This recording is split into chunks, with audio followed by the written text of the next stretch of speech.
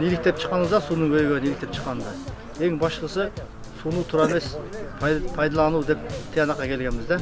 Себеп дегенде бизде суу бар негизинен. Бирок суунун этектеринде эле суу көп болот да, жогору жагын суу теппей эле ачык болгондуктан ушу көйгөй жаргалгандыктан биз ушу долбоор менен иштешип атабыз.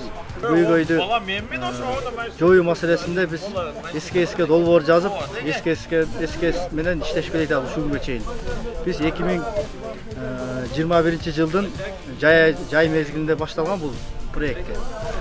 Ошонун негизинде мына азыркы күндө учетчиктер коюлуп жатат, суу эсептегич, акылдуу суу эсептегичтер коюлуп жатат. Бул долбоор негизинен ушул күнгө чейин ар Жалал Жаңы айылынын тандалган Жалал Жаңы айылына бүт бардык кожолуктарга кудукчалар коюлуп, суу эсептегич коюучу кудукчалар. Ушул күндө 85% бүтүп, азында кою алдында турабыз.